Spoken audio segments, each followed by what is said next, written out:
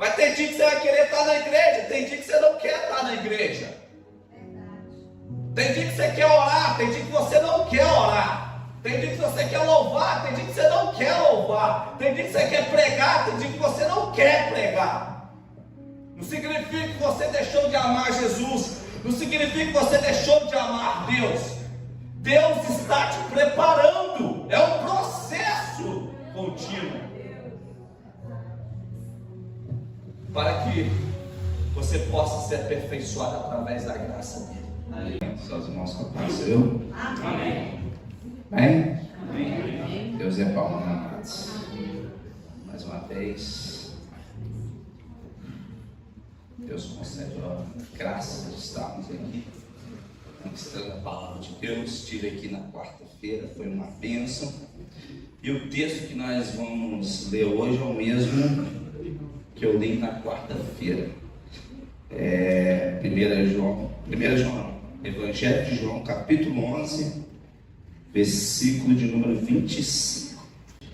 Então Jesus afirmou: eu sou a ressurreição e a vida. Quem crê em mim, ainda que morra, viverá. Quem vive e crê em mim, nunca morrerá. Aí termina com a pergunta: você acredita nisso? Uma questão de fé. Você acredita nisso? Amém? Os irmãos podem tomar seus assentos. Eu falei aqui na quarta-feira sobre os 4 estágios da morte espiritual da vida do cristão. Trouxe como exemplo aqui também textos bíblicos de pessoas que tiveram experiência com Cristo, um encontro no período em que Jesus passou na terra, uma experiência de vida, onde Jesus ressuscitou. Por exemplo, nós temos o exemplo da filha de Jairo, nós temos o exemplo do filho da viúva de Naim, e se tem o exemplo também de Lázaro. E para fechar com chave de ouro, o vale de ossos secos, Ezequiel capítulo 37. Hoje eu vou falar sobre vida ao invés de morte, né? Sobre os 4 estágios da vida. Só que eu quero associar isso também com 4 tipos de batismo diferentes. A Bíblia ela fala de 4 tipos de batismo, 4 tipos de vida e 4 tipos de batismo. 4 tipos de vidas se dá a vida natural, tá? Quando nós nascemos, essa vida que nós vivemos. O segundo estágio de vida se dá também a questão da conversão, no momento em que você crê no Evangelho. O terceiro estágio de vida se dá na santificação. Santificação é diferente de conversão. Conversão é algo instantâneo, santificação é algo progressivo. Então, um momento em que você passa por um processo de maturidade. E o 4º estágio de vida se dá a vida eterna, aquela que todos nós estamos aguardando. Como também tem 4 tipos de batismo. Batismo em água, que todos nós conhecemos, acredito que todos já passaram por ele. O segundo batismo é o batismo em Cristo, nós vamos falar. O terceiro batismo é o batismo com Espírito Santo. E o 4º batismo é o batismo com fogo. Só que o batismo com fogo, ele tem 2 destinos.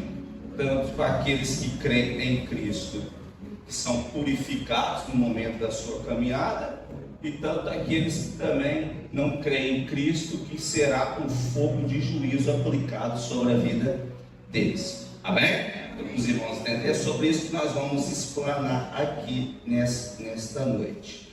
Vamos lá. O primeiro estágio de vida, eu usei o texto de João aqui rapidamente como base, porque para que nós possamos ter uma saída, um começo e um fim.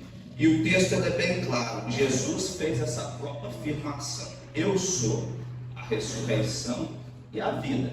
Quem crê em mim, ainda que esteja morto, viverá. Ele está falando de quê? De vida. É algo que todos nós precisamos, né? Para começo aqui, o primeiro estágio de vida associado com o batismo em água se dá no estágio de vida. É o ser humano que tem uma vida natural. Primeiro ponto. Todos nós temos uma vida natural. Nascemos com uma vida natural. O apóstolo Paulo ele fala que o homem natural não compreende as coisas do Espírito, porque as coisas do Espírito se discernem espiritualmente. O homem natural é esse que nasce no dia a dia, cresce e vai viver a vida, né? O próprio Jesus diz que aquele que é nascido da carne é carne. Então, o que é o homem natural? O homem natural é isso que nós estamos vendo aqui no dia de hoje, é o que nós experimentamos no dia a dia. A capacidade de ver, a capacidade de ouvir, a capacidade de apalpar, a capacidade de falar. Isso é a vida natural de um ser humano. Você trabalha, você quer conhecer coisas, você viaja, tá? Só que a gente precisa entender que esse primeiro estágio de vida, o homem não é regenerado, ele é um homem natural. Nós sabemos que o homem pecou no jardim do Éden, que o pecado entrou no mundo, daí todos descendentes de Adão, então todos nascem naturalmente e mortos espiritualmente. Ele precisa experimentar a vida em Cristo. Então o primeiro estágio de vida é o homem antes da regeneração. Ele também vive segundo a carne, ele é totalmente separado de Deus. Vive segundo a carne, separado de Deus. Ele deseja as coisas da carne. Os irmãos sabem o que eu estou querendo dizer.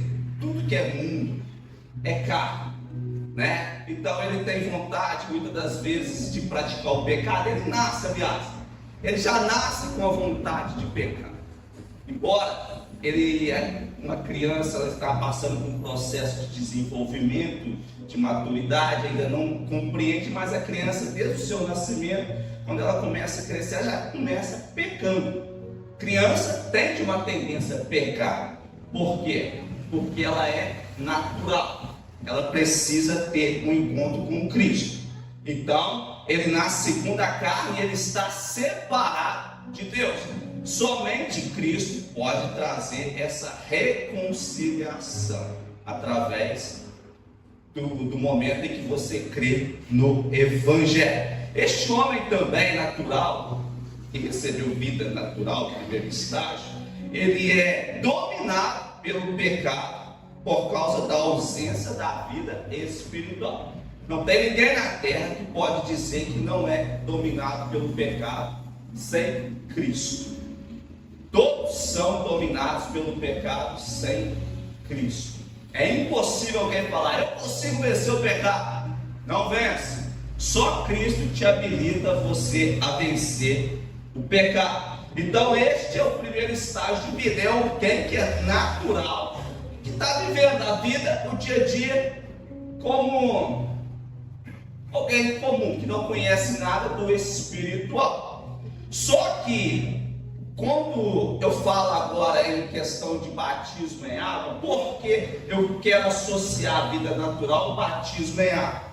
Porque o batismo ele tem alguns significados. Primeiro, ele é um ato público de arrependimento e desejo de mudança. Representa o fim da vida natural e a disposição de morrer para o mundo. Primeiro ponto, ele é um ato público de arrependimento e desejo de mudança. Uma pessoa que recebe o Evangelho, ela precisa batizar. Batismo é uma ordenança bíblica e um selo de fé. Batismo é uma ordenança bíblica e um selo de fé. Então, ele precisa de arrependimento, tá? Para viver, ou melhor, para acabar com esta vida natural e passar a viver uma vida espiritual com Deus. O texto-chave que nós temos para comprovar essa verdade está em Atos capítulo 2, versículo 8, que diz o seguinte: arrependei-vos cada um de vós e seja batizado em nome de Jesus Cristo para perdão dos pecados. Nós temos João Batista preparando o caminho para o Senhor e pregando, dizendo: arrependei-vos, raça de víbora, porque é chegado o reino do céu. João Batista tivesse hoje no século XXI, ia assustar muitos cristãos, né, mano? Porque tem muitos que não gostam de uma mensagem exortativa. João Batista chamava todo mundo, era de cobra. Cobra, você imagina chegando um monte de gente dando o nome. Essa é uma sucuri, essa é uma jiboia, essa é um tucuzeiro. Só que quando chegou perto de Jesus, a boca dele travou. E alguém pode ter perguntado para João Batista: e esse aí quem é? Ele falou: não, esse não é nenhuma cobra, esse é o Cordeiro de Deus que tira o pecado do mundo. Então, se João Batista tivesse hoje, ele iria espantar muita gente na igreja, né? Então não deve falar: esse cara aí não é de Deus não, porque prega desse jeito. Então o texto-chave é esse. Agora nós precisamos observar uma coisa também. Mesmo sendo um ritual visível, não transforma por si só. É um símbolo de desejo de deixar a vida natural. Então, um homem que tem uma vida comum, uma vida natural, quando ele vai para a igreja, a primeira coisa que ele tem desejo é de batizar. Você pode observar isso. Eu quero batizar. Por quê? Porque ele pensa que ir para o batismo em água é o primeiro passo para ele deixar a vida natural, a vida de pecado. Então, esse é o primeiro estágio de vida associado com o batismo em água. Eu não vou ficar muito tempo aqui porque nós não temos muito tempo. Vamos agora para o segundo estágio. O segundo estágio é a conversão, o novo nascimento. O segundo estágio de vida, que ele se dá quando o pecador crê em Cristo, se arrepende e nasce de novo. Jesus teve uma conversa com Nicodemos. O que Jesus disse para ele? Nicodemos, é necessário nascer de novo, né? É uma união com Cristo, o início da nova vida e regeneração. Entenda uma coisa, esse segundo estágio de vida que se dá na conversão no novo nascimento é um processo instantâneo, tá? Instantâneo. Então acontece dessa forma. O pecador quer sair da vida natural. Então o que ele precisa fazer? O que vai acontecer, melhor dizendo com ele? Ele vai ouvir a palavra. Ele vai ouvir o evangelho. O apóstolo Paulo diz: como ouvirão, se não há quem pregue. O próprio Paulo, ele diz: depois de ouvir-te a palavra da verdade, tendo nele crido, foste selado com o Espírito Santo da promessa.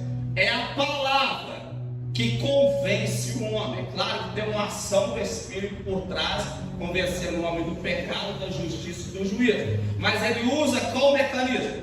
Palavra de Deus. Ele usa a palavra de Deus. Então, quando ele ouve a palavra de Deus, ali há um arrependimento. Ele deseja sair. Quando o Espírito começa a trabalhar na vida dele, ele passa a ter o desejo de sair dessa vida que ele está vivendo em pecado e agora entregar a vida dele para Jesus. O que acontece nesse período que ele crê em Cristo verdadeiramente? Ele é justificado e ele é regenerado instantaneamente. Acontecem esses dois processos na vida dele. Ele é regenerado e ele é justificado naquele exato momento. O seu pecado é perdoado, a condenação, o pecado adâmico que há nele é retirado, é perdoado. Nele é atribuída a justiça de Cristo e o seu pecado é colocado na conta de Cristo. Naquele exato momento ele recebe uma vida nova, ou seja, a vida de Cristo, para que agora ele possa ser habilitado a andar segundo a vontade de Deus. É um processo instantâneo, é algo que você não vê, é algo que acontece no mundo invisível, que você no decorrer da caminhada, ou melhor, você sente naquele momento que houve algo espiritual que foi operado em seu favor ali. Só que você só vai entender isso no processo da caminhada, tá? Ou seja, é o início de uma nova vida. Ele nasceu de novo. Agora ele vai viver para a vontade de Cristo Jesus. Nesse período se dá o segundo, nesse período se dá o que eu falei, segundo batismo. Segunda experiência de vida, se dá o segundo batismo. O que é isso? Está associado ao batismo em Cristo. O que é o batismo em Cristo?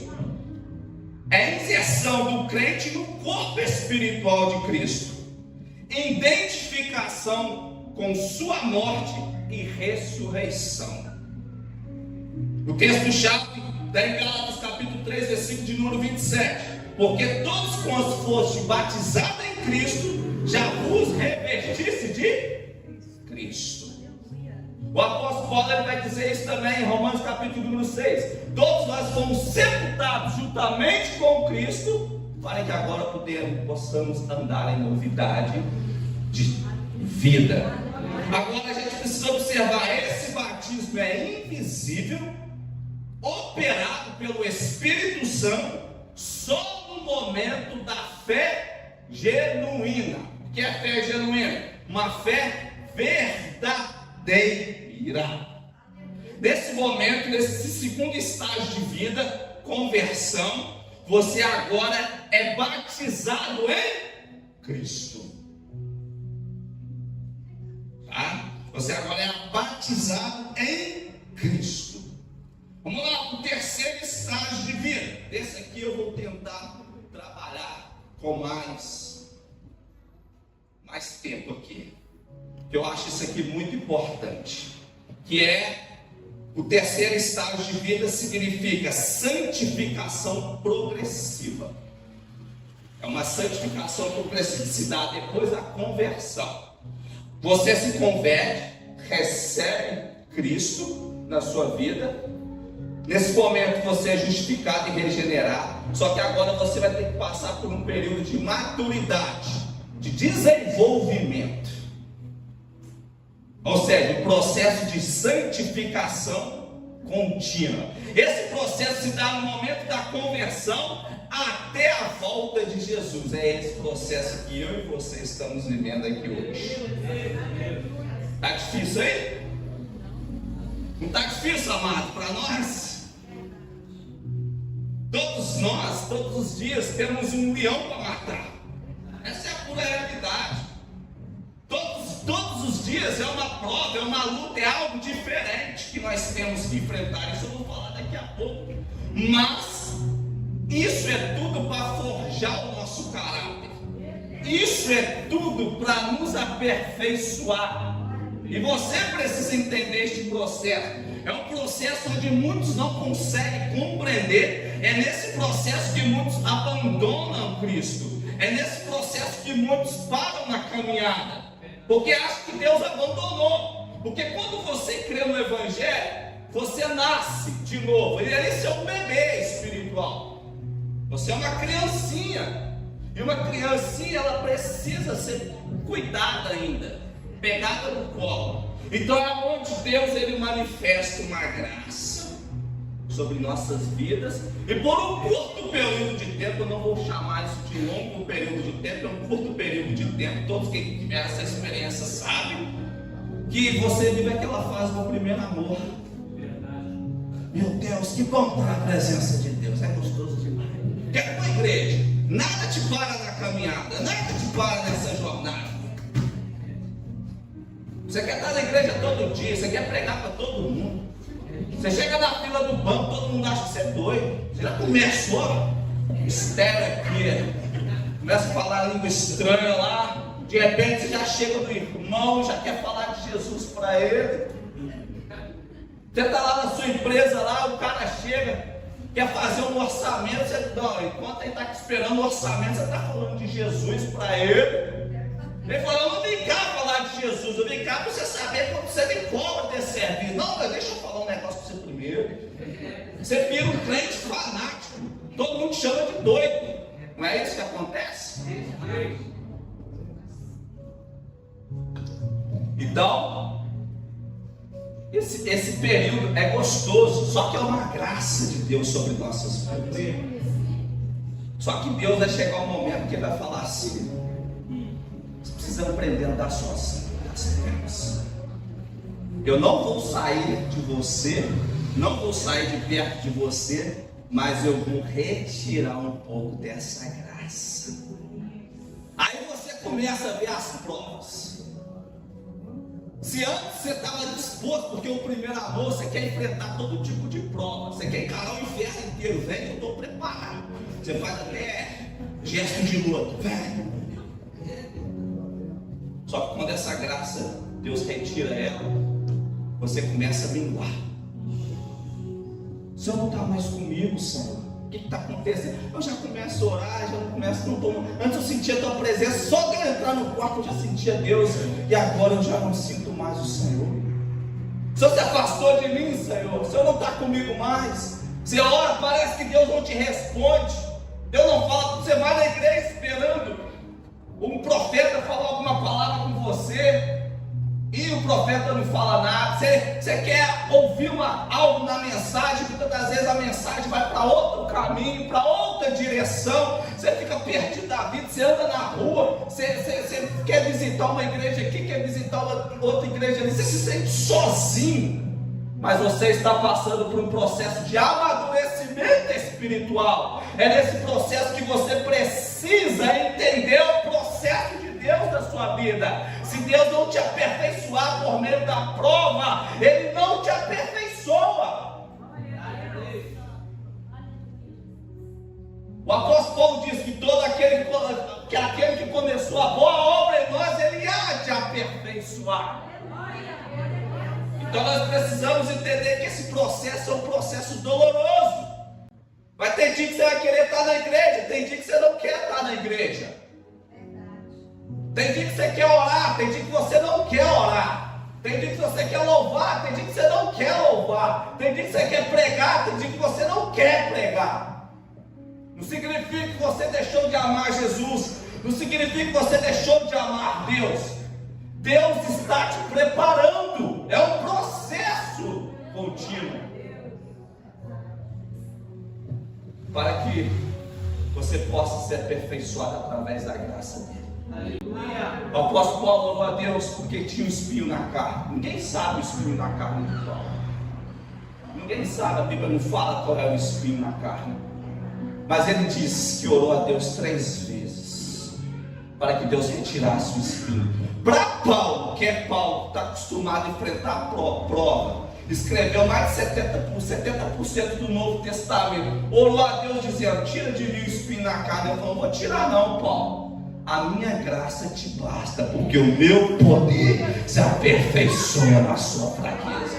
Aí Paulo disse: já que é assim, se o seu poder se aperfeiçoa na fraqueza, eu prefiro andar na prova, na dificuldade. Ele entendeu isso, amado,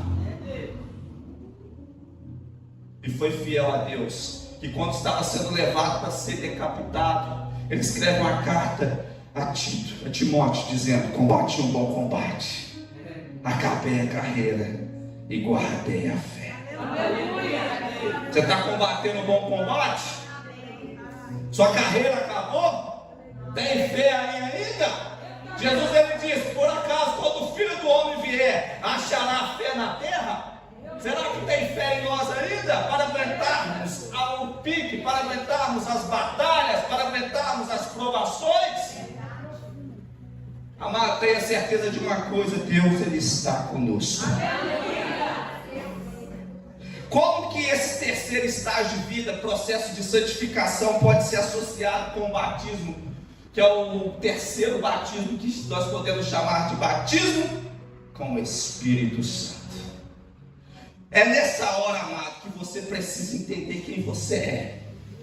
Porque quando você passa por esse processo, quando você está, melhor dizendo, nesse processo de santificação, você entra no que nós chamamos de batismo com o Espírito Santo, que Ele te dá, Ele te deu. Isso aconteceu, nós conhecemos um dia de Pentecoste.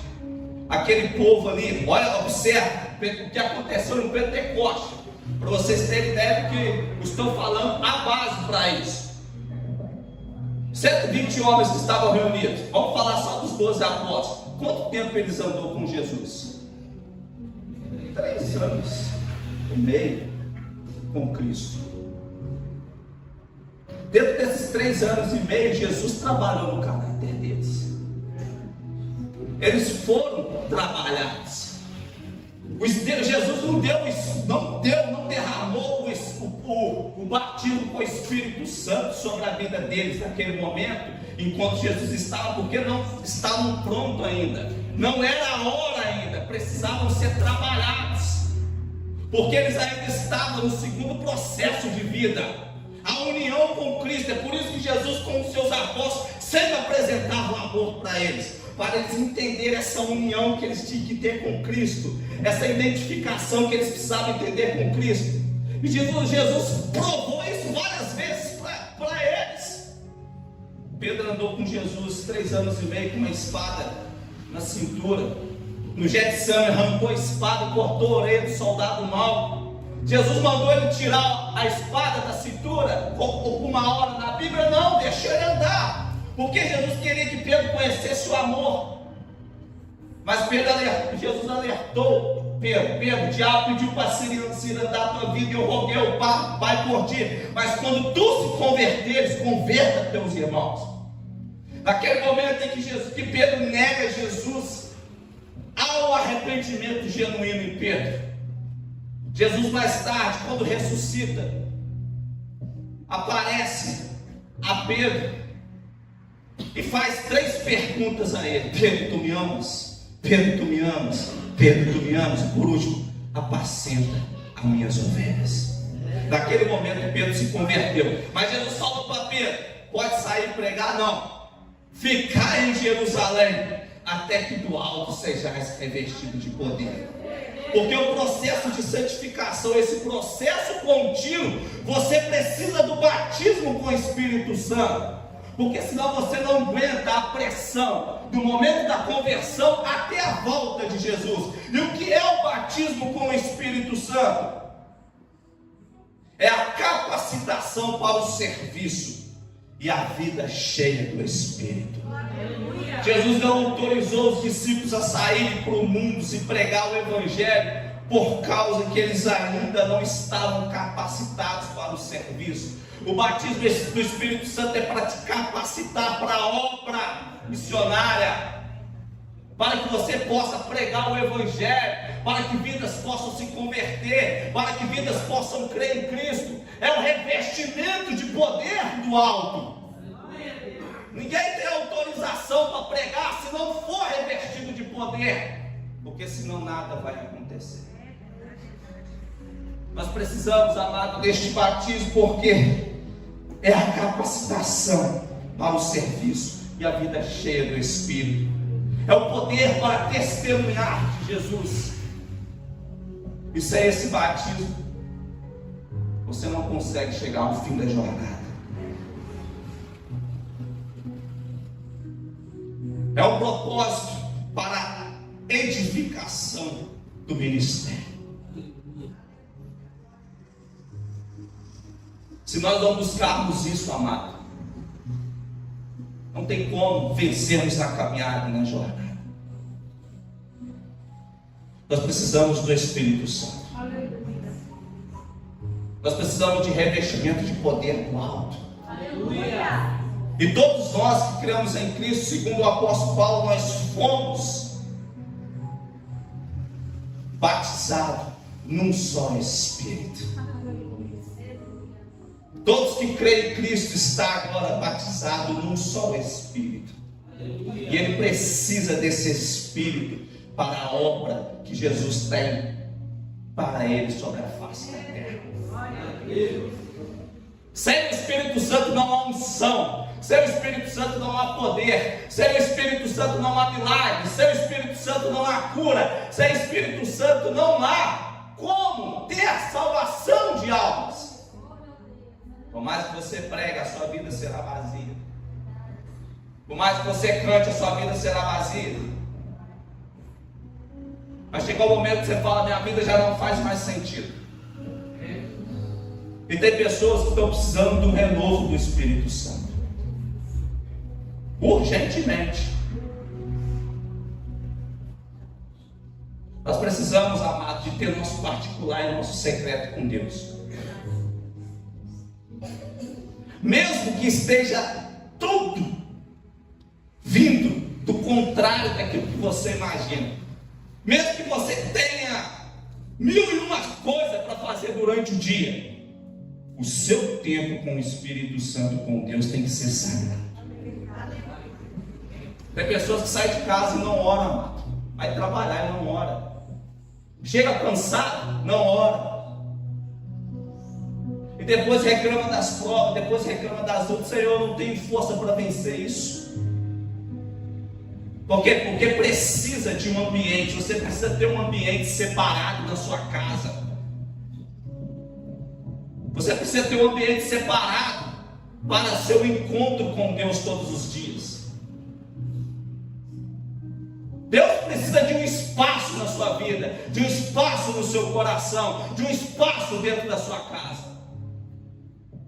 Nós muitas das vezes entulhamos a nossa casa de tantas coisas, mas não damos ao Espírito Santo que é dele. Ele precisa de tempo. Ele precisa que você separe 1 hora por dia para ele. Porque senão, amado, diante da pressão psicológica que o mundo está colocando a gente não vai aguentar a pressão. A gente não vai aguentar a pressão do mundo. E tem gente que já está parando na caminhada. Se está difícil agora, imagina daqui uns dias, porque a tendência é só piorar. Não tem dessa, o pastor fala que vai melhorar. Não vai melhorar. Todo mundo espera ouvir de um pregador, vai melhorar o mundo. Não vai melhorar o mundo. Mas a sua vida pode melhorar hoje, se você quiser. A sua vida pode dar um giro de 360 graus se você quiser hoje.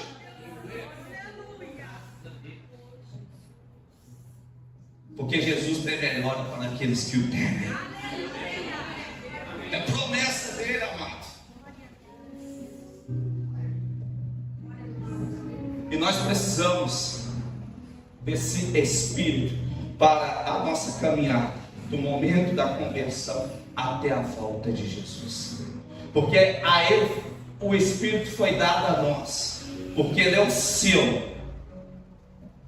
Onde Deus selou a sua igreja, selou o seu povo na terra. Ou seja, Ele está dizendo assim: é propriedade minha. A partir do momento que você creu em Cristo, Ele deu o Espírito a você, Ele diz: propriedade minha. O diabo, quando olha para você, sabe que você é propriedade do Espírito Santo. Pastor, mas eu pego, eu faço no pensamento do coração, não interessa. É propriedade ainda do Espírito Santo. Porque você está num processo. Não estou falando de uma pessoa que está vivendo num pecado sexual, envolvido com essas coisas desse mundo. Eu estou falando de um crente que está dentro da igreja, que ama Jesus e que luta para vencer o pecado todos os dias, mesmo falhando às vezes no coração, na mente. O que acontece? Ainda continua sendo propriedade do Espírito Santo. Porque o que acontece hoje com muitos crentes, amados, é o tal do julgamento. Fulano não é de Deus, não. Fulano vem na igreja, olha, isso aí é convertido mesmo. Isso não nasceu de novo. Por que não vem na igreja? Ninguém sabe o que está passando no coração, na mente. Só Deus sabe os momentos que você tira de joelho para orar, que você chora, que você clama, que você pede. Fulano não canta mais na igreja, está desviado.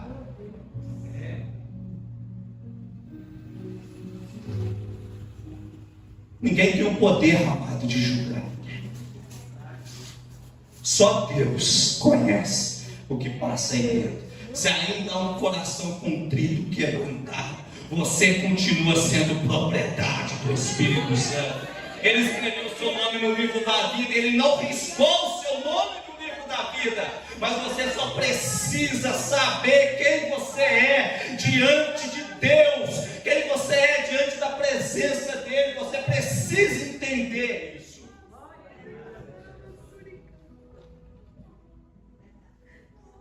Ou seja, é um processo. É só um processo.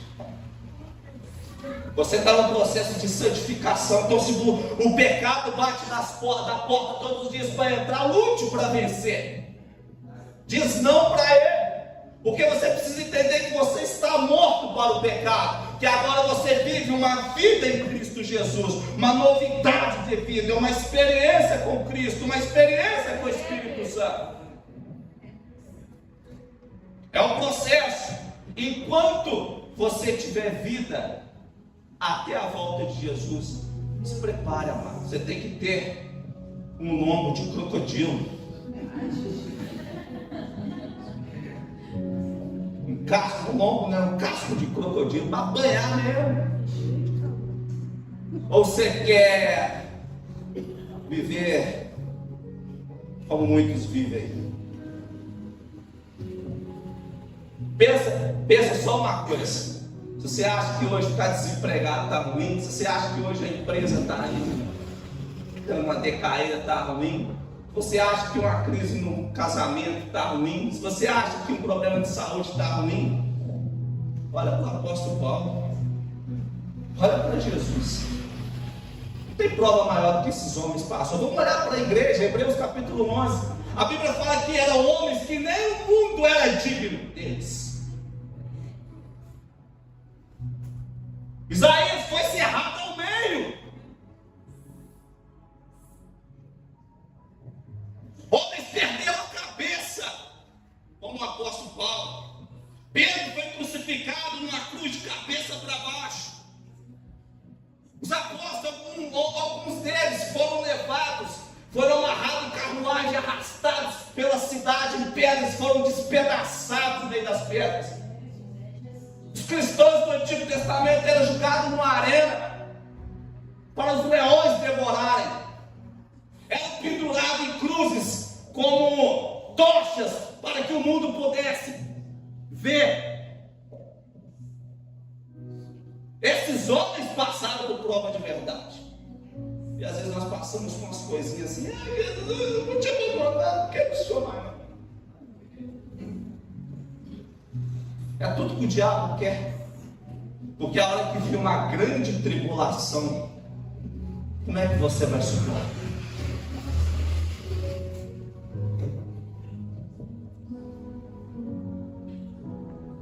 Sabe que quando vem a prova, a luta na minha vida, sabe o que eu faço? É só mais um dia. É só mais um dia, amanhã está tudo ok. Mas parece que o diabo já entende isso e começa a minar a cabeça. Ah, mas concentra aqui no agora. Você não tem que concentrar no agora, concentra no futuro. É só mais um dia. Então este é um processo de santificação, e nesse processo você precisa do Espírito Santo para te capacitar a vencer as provas, te capacitar para o ministério, te capacitar para pregar, te capacitar para fazer a obra. Porque a obra de Deus não pode parar. Você tem chamada. Você tem chamada. Jesus não chamou ninguém para ficar em banco. Alguns vão ser missionários, outros vão ser profetas, outros vão ser pastores, outros vão ser doutores, outros vão ser evangelistas. Uns vão ser somente aqueles que vão servir na igreja, outros vão ser levantados somente para ajudar a financiar a obra de Deus. Cada um precisa entender o chamado, o propósito. Paulo diz: estai na posição em que foste chamado. Para Timóteo ele diz: desperta o dom que há em ti. Tem pessoas que estão deixando dons dormir dentro deles. E Paulo chama nós para despertar pelo dom que há em nós.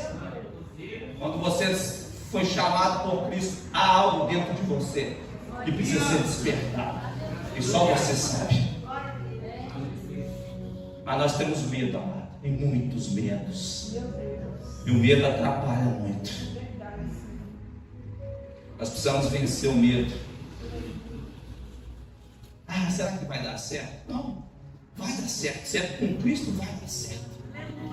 Operando Deus, quer impedir. Amém? E por último aqui, o quarto estágio de vida, é o que nós estamos aguardando, que no caso seria a vida eterna, a glorificação.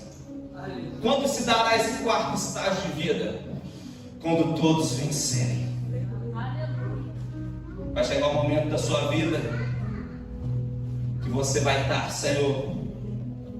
Porque eu acredito, eu particularmente, que quando Cristo estiver próximo às portas, vai haver um despertar. Embora já está começando o despertar sobre a igreja. Deus não está visitando grandes igrejas, não, amado. Deus está visitando pequenas igrejas. Pessoas que estão no anonimatos. Pessoas que estão na roça, pessoas que estão nos matos.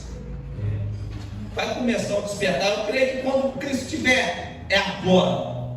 Todos vão estar. Vão receber algo do Espírito Santo.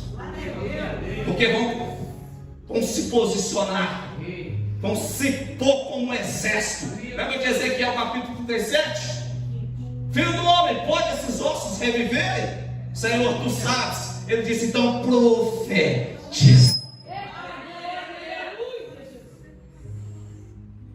Profecia de Joel, eis que nos últimos dias derramarei do meu espírito sobre toda a carne.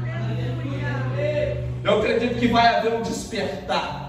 E todos vão se colocar como um exército de Deus para ouvir o toque da última trombeta.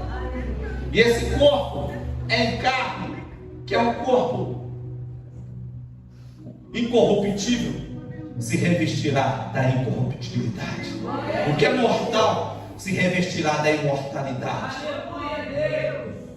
Todos serão arrebatados ao encontro nos ares com Cristo. Ali ele desce com a sua igreja sobre o Monte das Oliveiras. Aquele monte se estende no meio. E ele reina com o seu povo por toda a eternidade. Então eu acredito que esse é o momento, é o último estágio de vida, que agora você já não morre, a morte já não tem mais domínio sobre você, a morte física.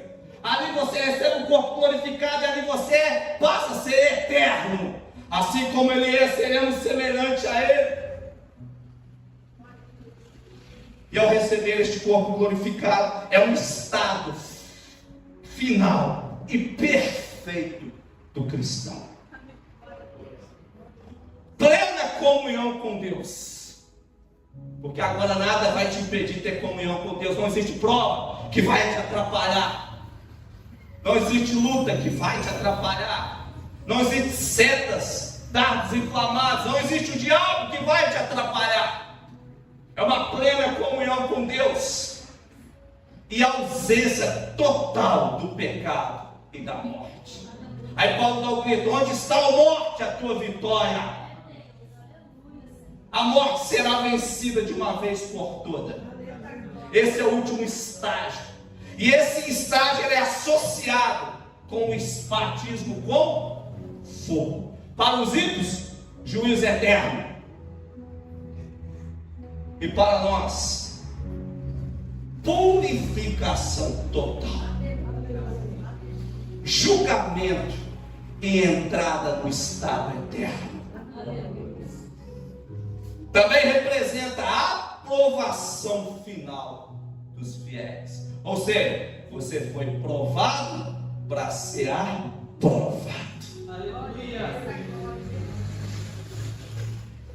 Nós precisamos observar que esse fogo, ele pode simbolizar tanto purificação quanto juízo. Então é uma briga teológica entre aquele texto de João, quando João disse, ele vos batizará com o Espírito Santo e com fogo. Uns dizem, aquilo é fogo de juízo. Outros, não, aquilo é fogo de purificação. E por que não dizer que está atribuído às duas questões? Juízo para quem não teme a Deus e purificação para quem é fiel a Deus. Eu estou sendo purificado, amado. Você está sendo purificado. Você está achando que a prova do dia a dia é para quê? O apóstolo Paulo vai dizer isso em 1 Coríntios capítulo 3. que toda obra ela será provada pelo fogo. A obra de madeira, fena e palha, mas a obra de ouro, a obra de pedras e de prata. Só que Paulo vai dizer o seguinte: se a obra de alguém deteriorar, todavia o tal será salvo. Porque muitas das vezes, amados, você diante do processo de caminhada, você às vezes tem um desejo, uma vontade de fazer algo por Deus. Muitas das vezes você até faz, mas muitas das vezes falta uma direção, falta uma resposta de Deus. Mas a boa intenção do coração não vai te levar à condenação, mesmo que a obra não frutificou. É por isso que o tal, quando ele for provado pelo fogo no dia do juízo, não é as obras dele que vai sentenciar a condenação à terra. Porque o apóstolo Paulo diz: pela graça sois salvos, mediante a fé. Isso não vem de obras. Isso é dom de Deus. Aleluia. Não vem pelas obras para que ninguém se glorie. É por isso que no decorrer da caminhada nós precisamos entender qual é a boa, perfeita e agradável vontade de Deus, para que toda a obra que nós fazemos para Deus aqui externamente aqui na terra possa se frutificar. Existe a obra de justiça, que é essa Deus não abre mão, que é a obra de santificação, de uma obra de santidade. Essa Deus não abre mão, sem ela ninguém vai ver a Deus. Mas existe uma obra que muitas das vezes pessoas fazem, muitas das vezes ela começa bem, mas ela não dá certo.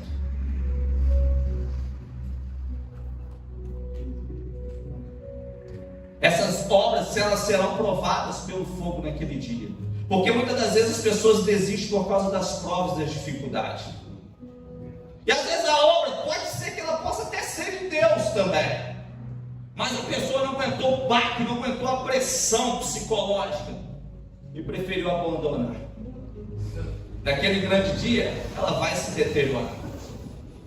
Você foi provado pelo fogo, sua obra foi desfeita pelo fogo, mas pela sua fé em Cristo Jesus, pela sua fidelidade ao Senhor, pela sua vida de santificação, você será assim. Agora, louvado seja Deus, toda obra que nós fizermos para Deus, seja ela interna ou externa, tem a aprovação de Deus, amado.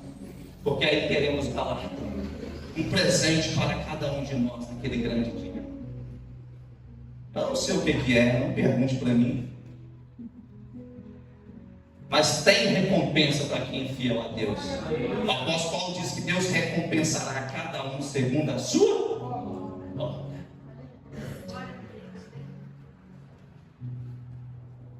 Por isso que nós precisamos de uma direção de Deus. Para que tudo que nós possamos fazer, nós precisamos aprender a tirar um período de oração. Eu já quebrei tanta cara na vida, já apanhei tanto, fazer as coisas sem orar. Hoje, para mim fazer, eu preciso de resposta.